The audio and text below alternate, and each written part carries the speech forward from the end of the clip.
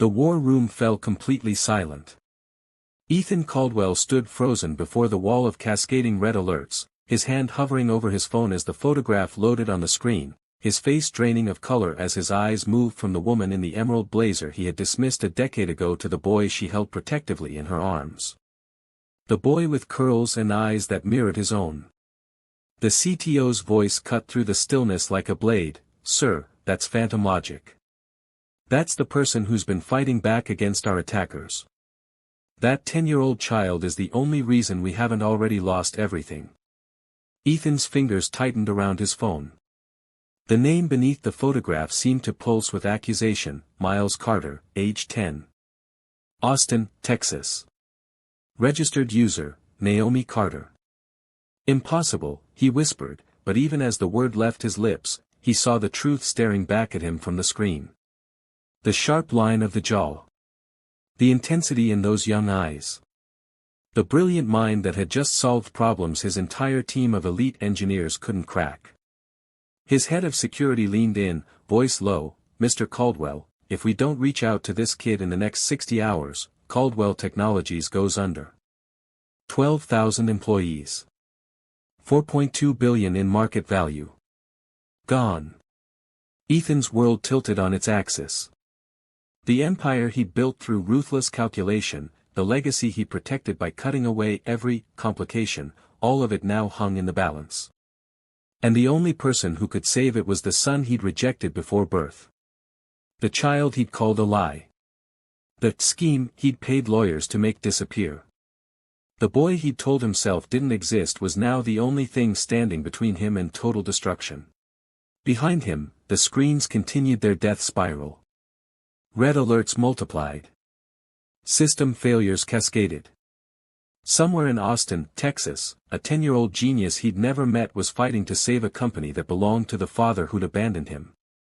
Ethan looked at the photograph one more time, at Naomi's protective stance, at Miles's innocent face, at the life he'd thrown away, and reached for his phone with a hand that, for the first time in his carefully controlled life, trembled. Morning light poured through the windows of Naomi's East Austin apartment, painting everything in shades of gold. The smell of cinnamon toast drifted from the kitchen where Miles sat hunched over his laptop, school uniform slightly rumpled, simultaneously shoveling cereal into his mouth and typing code that would make most PhD candidates weep. His fingers flew across the keyboard with the kind of focused intensity that still sometimes caught Naomi off guard, this brilliant, beautiful boy who existed because of one man's cruelty and her stubborn refusal to let that cruelty define them. She adjusted her emerald blazer in the hallway mirror, then moved to the counter to review his math homework. Calculus. Naturally. She marked a small error in his derivative calculation while responding to a client email on her phone. This was their rhythm, built over 10 years of early mornings and sheer determination, her consulting business thriving, his genius blooming, their little family of two operating like a well-oiled machine. "Mom, did you know Caldwell Technologies is having major server issues?" Miles said it casually, eyes still on his screen, but Naomi's hand froze halfway to her coffee cup. The name she'd spent a decade avoiding hit her like a physical blow. "Caldwell?" Her voice came out steadier than she felt. "Yeah. I've been tracking it on the forums under my PhantomLogic account. Pretty interesting architecture problem actually." He grabbed another piece of toast, oblivious to the earthquake happening inside his mother. "I've been posting some solutions because the patterns were," he stopped, those sharp eyes finally lifting to catch her frozen expression. "You know that company?" Naomi forced her fingers to relax around the cup. Forced her breathing to stay even. "I used to do some consulting work in that industry." The practiced lie came smoothly, years of preparation. "Why are you helping them?" Miles shrugged, returning to his code. "Because I can. Someone has to, and their team seems stuck. It's actually kind of elegant once you see the." Her 10-year-old son had been unknowingly helping his father's company. The father who'd called him a scheme. The father who'd never wanted to know if he existed. And now that same father's empire was crumbling, and Miles, brilliant, kind, naive Miles, was trying to save it because someone has to. Naomi kissed his forehead, tasting cinnamon and the salt of her own barely controlled panic. Time for school, baby. As the door closed behind him, she leaned against it, her mind already racing toward a decision she'd prayed she'd never have to make. The apartment fell quiet after Miles went to bed, that particular silence that felt both peaceful and suffocating.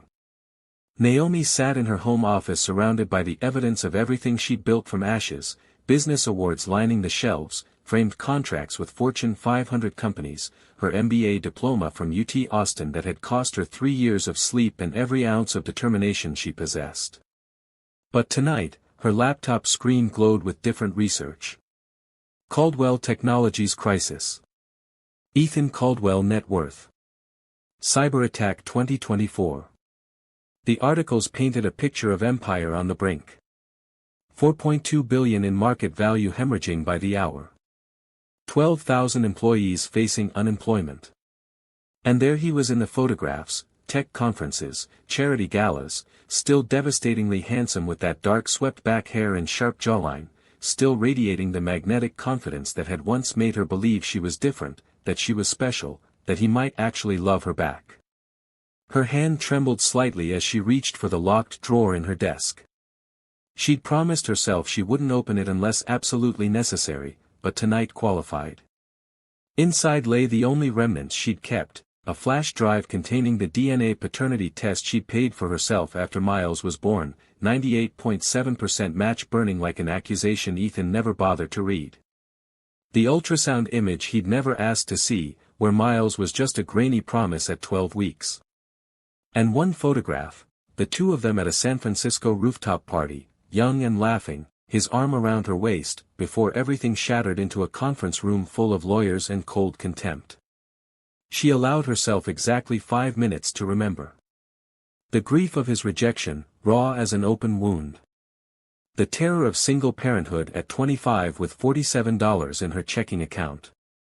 The humiliation of being called a liar, a schemer, a complication to be eliminated with NDAs and threat. Then she closed the drawer. Locked it. And made a decision. If Ethan Caldwell showed up looking for help, if he came crawling to the son he'd rejected because that son was now convenient, she wouldn't make it easy. But she also wouldn't let her anger deprive Miles of his choice. Her pain couldn't become his prison. She just prayed that choice would never have to be made. The TechCrunch Disrupt conference at the Moscone Center buzzed with the electric energy of innovation and ambition. Naomi Carter, 25 and newly hired by a boutique marketing agency, navigated the networking reception with a clipboard and barely contained excitement.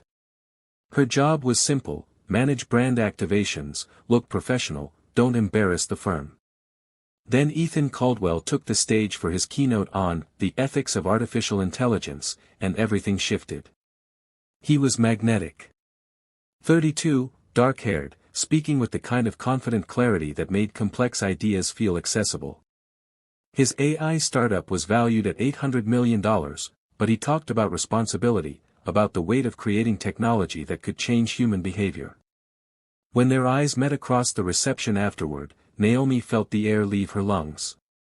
His approach was confident but not arrogant, genuinely interested when she offered insights about consumer psychology and AI adoption.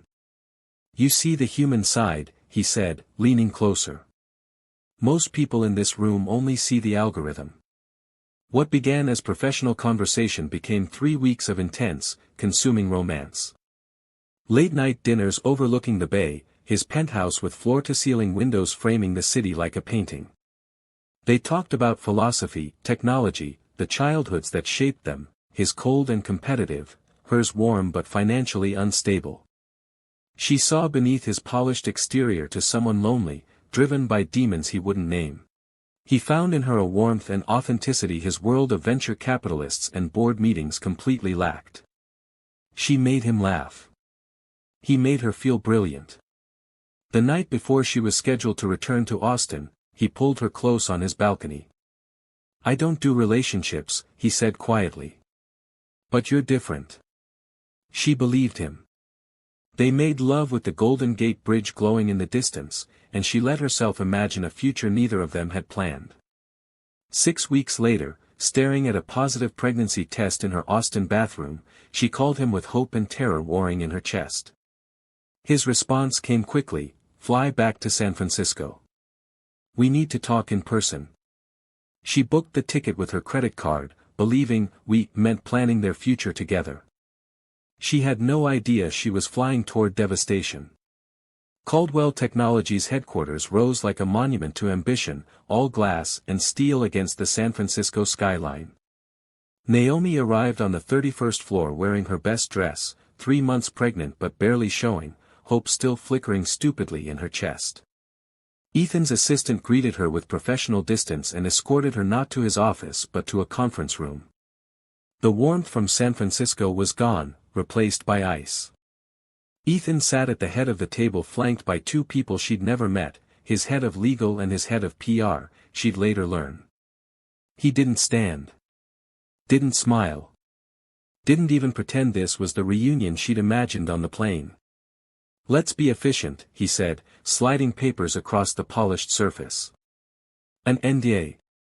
A termination agreement offering $50,000. An alternative offering $100,000 for permanent relocation and non-contact. His voice was calm, detached, the voice of a man negotiating a vendor contract. "I don't know if this child is mine. I don't frankly care. What I know is that I'm building something that will change the world, and I can't have complications. Sign one of these documents, or my lawyers will bury you in litigation that will cost you everything." The room tilted. "Don't you want to even know?" Her voice cracked despite her best efforts. "Don't you want to see an ultrasound? Talk about this?" His reply came calculated to wound: "I've learned that emotional appeals are usually manipulation. You're smart, Naomi. Take the money. Build a good life. But do it somewhere else." Something hardened in her chest, turning grief into steel. She stood, legs shaking but voice steady. "I will never take a cent from you. And you will regret this. I never regret pragmatic choices." He nodded to someone behind her. "Security will escort you out." She walked through that building with her dignity barely intact, tears held back by sheer force of will until she reached the parking garage. There, alone in the concrete shadows, she finally broke. That night, she blocked his number, closed the door on that chapter of her life, and made a vow to the child growing inside her: Miles would never know a father who could be this cold. Naomi worked the morning shift at Mozart's Coffee while 7 months pregnant, her laptop balanced on the break room table, building her consulting business one cold email at a time between refilling sugar dispensers and wiping down tables. Her feet swelled. Her back ached. She didn't care. Every email sent was a brick in the foundation of the life she was building. She gave birth alone at St. David's Hospital on a Tuesday in March, holding Miles for the first time with tears streaming down her face, whispering promises into his impossibly soft hair: "You are wanted. You are loved. You are mine." The years blurred into a montage of sleepless determination. Infancy spent taking online MBA courses while Miles nursed, her textbooks propped against his tiny body. Toddler Miles in a playpen beside her makeshift home office while she conducted client video calls, praying he wouldn't cry during the pitch. His first word at 18 months wasn't "mama," but "algorithm," lifted from the computer science podcast she played obsessively while working. At 3, he corrected her Excel formula for client budgeting. At 5, the kindergarten teacher called with concern in her voice: "Miles is reading at an 8th grade level and he's different from the other children. Have you considered testing?" The IQ test at 6 revealed what Naomi had suspected but feared to name: 162. The 99.997th percentile. The education specialist offered gentle advice: "He'll need special support. This kind of mind is a gift but also a challenge." Naomi's consulting firm expanded, 3 employees now, specializing in AI marketing strategies, her reputation growing in the very industry Ethan had tried to exile her from. She made a deliberate choice to stay in Austin, near her support system, building the stable life she'd promised Miles in that hospital room. And through it all, Miles asked the question that never got easier: why don't I have a dad? Her answers stayed carefully age-appropriate, never including the whole devastating truth. Sometimes adults can't be together, but that doesn't mean you aren't loved. She'd hold him close, hoping love could fill the absence, knowing it couldn't but trying anyway. She built their world from ashes and sheer will. But she couldn't build him a father who wanted him. Miles Carter was a fifth grader who took calculus at UT Austin through their gifted program, moderated 3 coding forums under different aliases, and had built a machine learning model to predict his mother's stress levels so he'd know when to make her tea. He was also a boy who ate lunch alone most days, who didn't understand why his classmates cared more about Fortnite than quantum computing, who sometimes seemed more comfortable interpreting data than human emotions. The parent-teacher conference came on a Thursday afternoon. Ms. Rodriguez chose her words carefully, hands folded on her desk. He's brilliant, obviously. But he doesn't play with other children. He solves their problems for them instead of playing with them. She paused, meeting Naomi's eyes with gentle concern.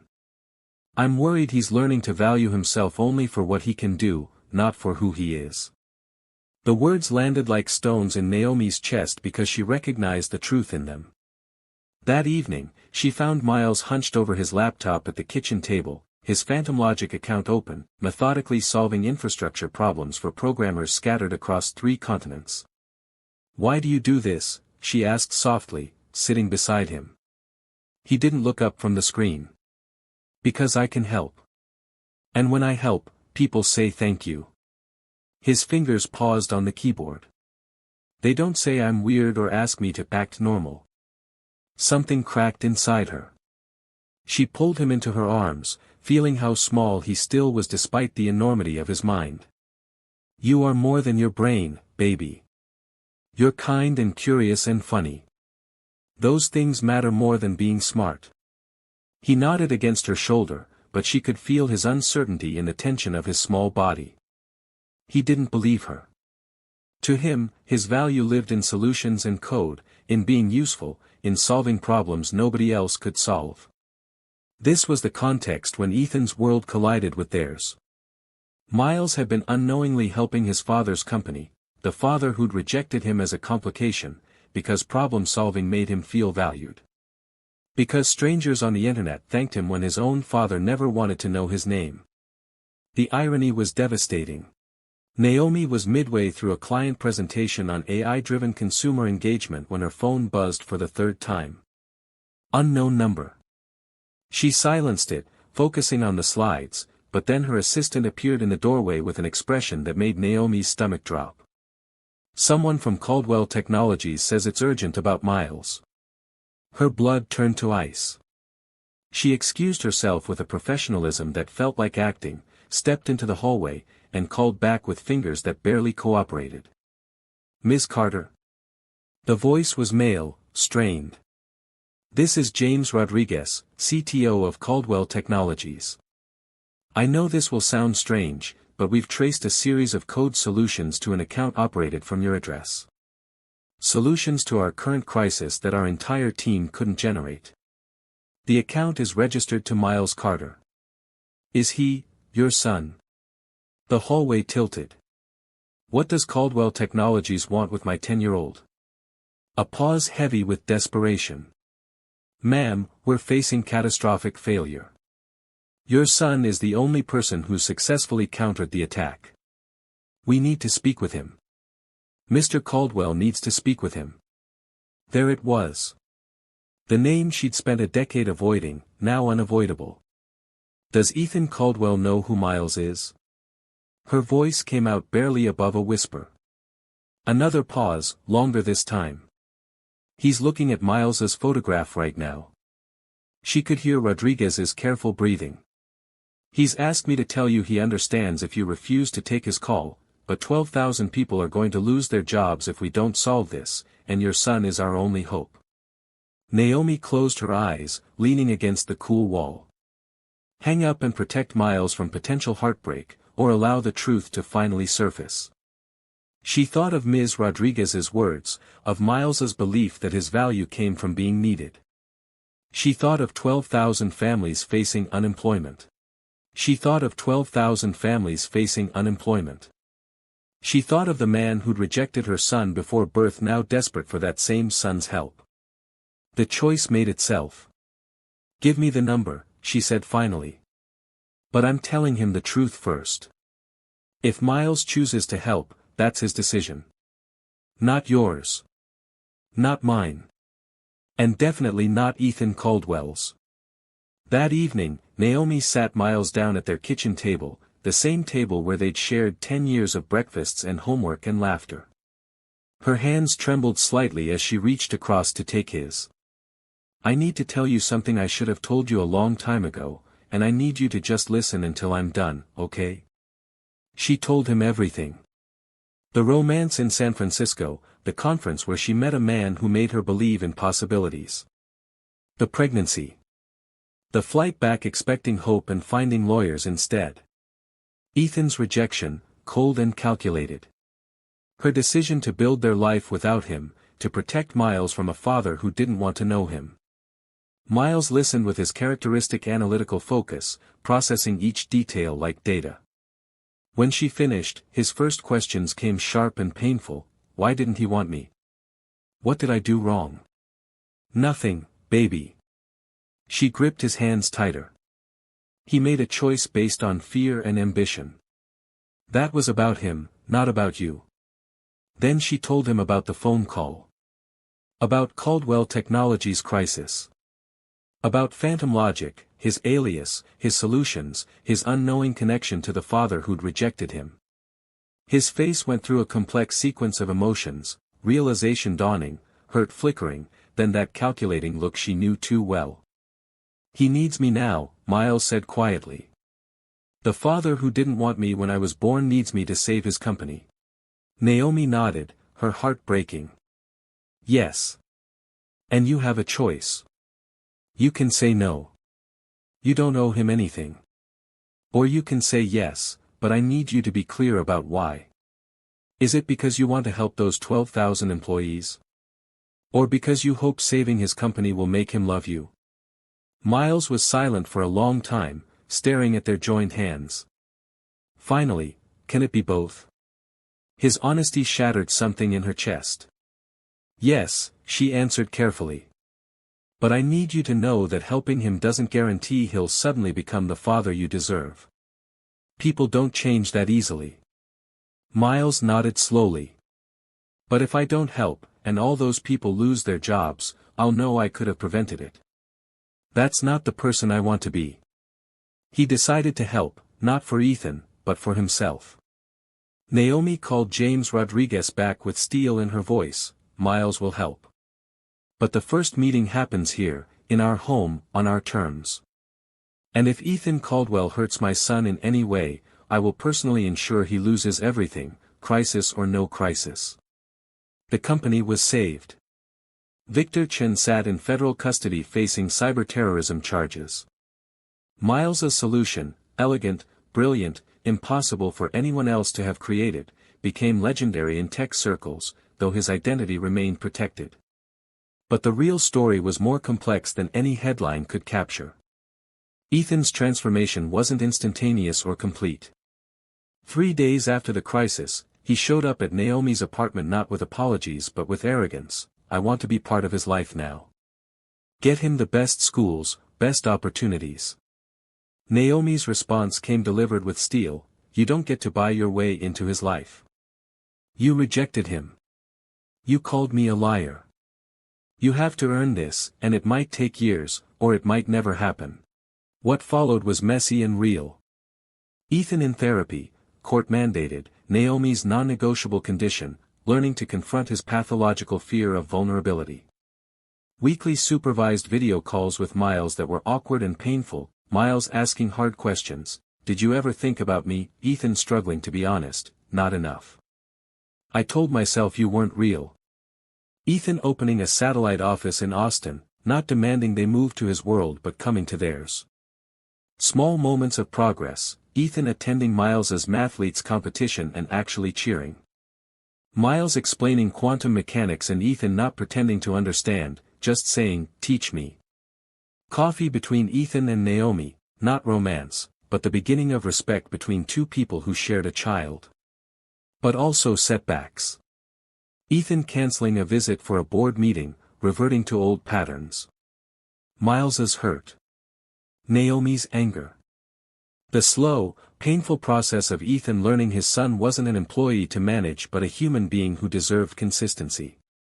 6 months after the crisis, Miles's 11th birthday arrived. Ethan flew to Austin bringing not an expensive gift but something personal, a framed photograph of young Ethan with his own father, a cold man who taught him emotions were weakness. "I don't want to be like him with you," Ethan told Miles. "I don't know how to be a good father yet. But I'm willing to learn if you're willing to teach me." Miles looked at his mother, then back. "I can't teach you how to be a dad. But maybe we can figure it out together. Not forgiveness. But possibility." Later, they sat at Mozart's Coffee, where Naomi once worked pregnant, where Miles once sat in a playpen, where their story truly began. Ethan looked uncomfortable in the casual environment. Miles explained quantum entanglement using sugar packets. Naomi laughed at how bizarre their family had become. Some families are built through convenience, she thought, watching her son teach his father how to be human. Ours was built through crisis. But maybe that makes it stronger.